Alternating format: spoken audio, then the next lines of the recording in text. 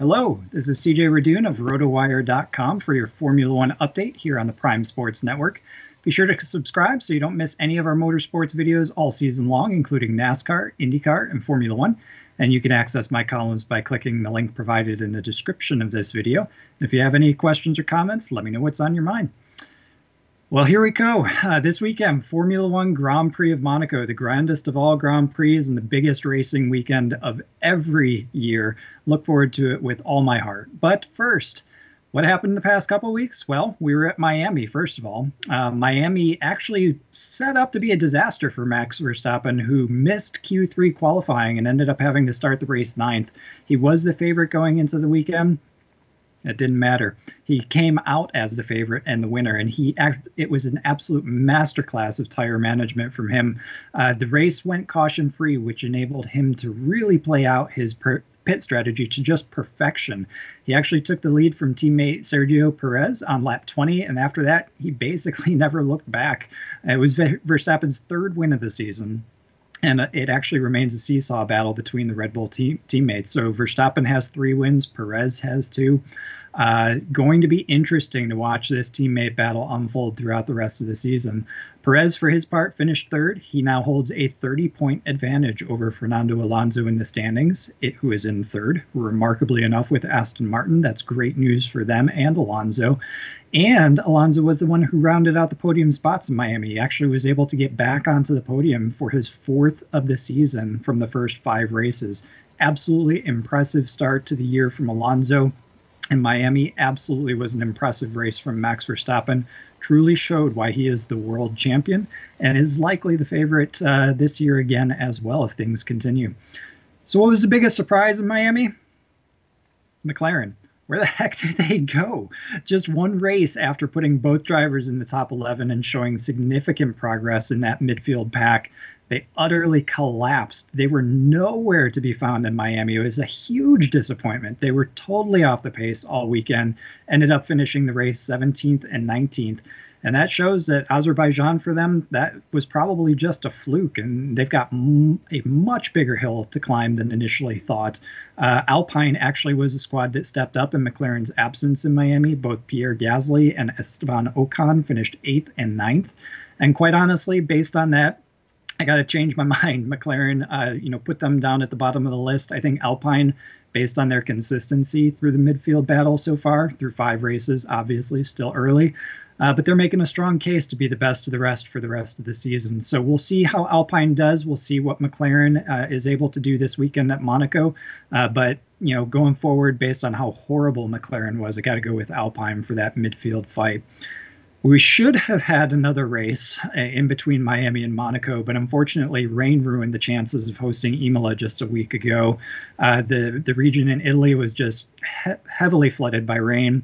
The actual circuit itself, or portions of it, were underwater. Looking at pictures prior to the weekend, and based on that, Formula One, they had to cancel the race. So that's a rarity. Usually they end up going forward, finding a way to get something done. There's just no way to get it done at Imola last week. So there actually also appears little chance of it actually being rescheduled this season too. If you'll recall, this is the season with the most races they've ever had on the calendar. So it's going to be really challenging to find a spot where it'll fit in. My guess is it's just gone for this year. So this season, it picks up a week later here at Monaco, the most prestigious locale. Absolutely the best race of the year as far as I'm concerned. It's one that harkens back all the way to the beginning of the series and Formula One racing in general. It is the most famous street circuit. It is the king of street circuits. And this weekend's race is actually going to be the 73rd time the Principality has hosted the Grand Prix. It is also, unlike Miami, a place where you can pretty much count on a safety car coming up. The safety car props this week from a no standpoint, plus 400. Yes, you can see it's solid favorite at negative 700. So, if you want to make nothing, go for yes on the safety car. But I would say if you go for no on the safety car, you're probably throwing your money away. So Miami, it didn't have any cautions. That was the first time this season, actually, that we hadn't had a caution in the race. But Monaco isn't likely to follow that trend. So it's going to follow more the season trend where we end up with a safety car. In addition to safety cars, Monaco is tight, it is twisty, and it is known for its lack of passing. It is a glamorous and entertaining venue, but terribly uncompetitive as far as the cars go, without the influence of crashes or weather. So those two factors could spice up the show. But if you end up, just a normal race, which it looks like this weather forecast for this weekend is going to be, we're not going to have that jumble like we had last year. It was heavily impacted by rain last year. Sergio Perez basically took command with a well-timed change of tires. He didn't have the fastest tires at the end of the race. Those behind him were catching up, but because Monaco is so tight and twisty, it's just impossible to pass there, even with tires that are absolutely at their limit. Perez was able to hold them off and ended up winning the race. And that's why it's going to be interesting to see how this week plays out. And it really all comes down to qualifying at Monaco. So I do think that Red Bull here at Monaco is going to be at their weakest point throughout the season. So qualifying, as I said, it's a key to finishing well at this track. And any slip on Saturday's qualifying means disappointment on Sunday for sure. And we've seen Max Verstappen and Red Bull have some slips in qualifying recently. So in addition, due to the difficulty of passing around the tight circuit, the teams can find their strategy, or can find their advantage actually through strategy at this track. So pit strategy is going to be extremely important. It's about a one-stop race, generally speaking. And if you can gain track position, if you don't have it through qualifying, something upsets the running order of the race, somebody gets stuck behind traffic, you're able to quickly duck in, get tires, and get out ahead of somebody. That's going to suit you well. Just have to hold them off for the rest of the race, keep them behind you. And at Monaco, given the tightness, it's extremely easy to do. So just basically gaining track position and then managing the race to the checkered flag. With that said, I'm kind of looking at you, Fernando Alonso. Alonso's been third and very consistent this season. Aston Martin's been quite fast. So depending on actually where he's able to qualify on Saturday, Fernando Alonso could actually win this race. Ferrari, Charles Leclerc specifically, I think could put up a fight as well, though don't count out Sainz. Take a look at them because they've been qualifying extremely well this season. If they qualify well on Saturday, if they cannot do a typical Ferrari pit stop and ruin their own chances, Ferrari might be in there with a shot too. Mercedes this week is bringing some upgrades to their car, so it'll be interesting to see how those play out. I don't think that Monaco is the best place to bring those updates. They would have preferred to take them to Imola. Really, the car isn't the difference at Monaco. It's all about the driver. So we're going to have to see how qualifying plays out. If you're going to go with an early favorite, clearly Max Verstappen's your man to go with. Go with him early. Go with Red Bull actually early, perhaps, because Perez is obviously going to be in there with a shout too. But if you're looking for somebody to be an upset, from a team perspective, it's going to be Aston Martin, Fernando Alonso, perhaps Charles Leclerc with Ferrari as well. So fans need to pay super close attention to Friday and Saturday lap times. And if Alonso or Mercedes or Ferrari, if they're well behind Red Bull and Verstappen, then go with them for the win. So Red Bull, I mean. So the odds from a team perspective right now, and these are going to change. They're going to change drastically depending on qualifying.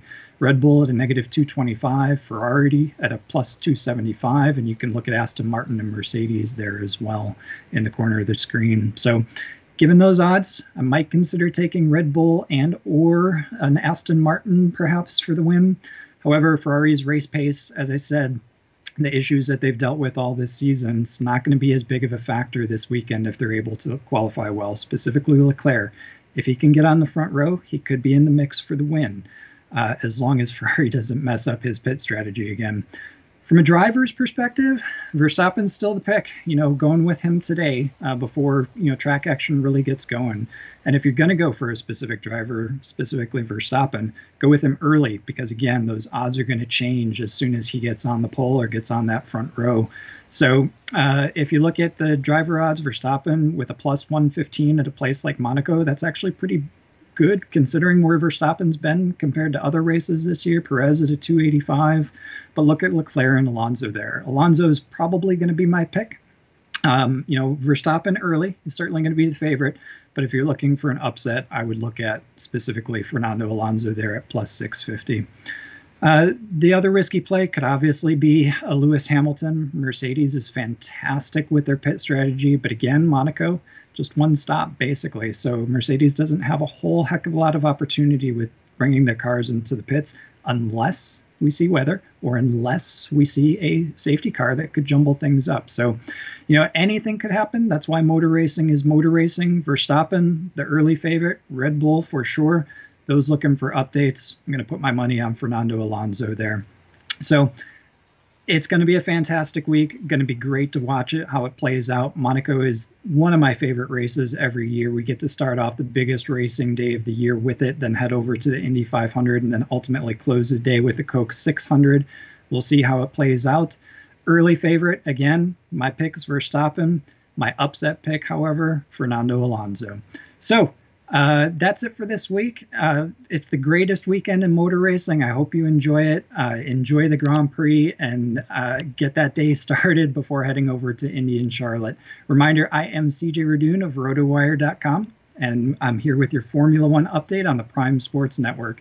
Be sure to subscribe, and you won't miss any of the videos all season long, including NASCAR, IndyCar, and Formula One, and you can access my columns in the link provided. Let me know if you have any thoughts or questions, and until then, keep it out of the fence.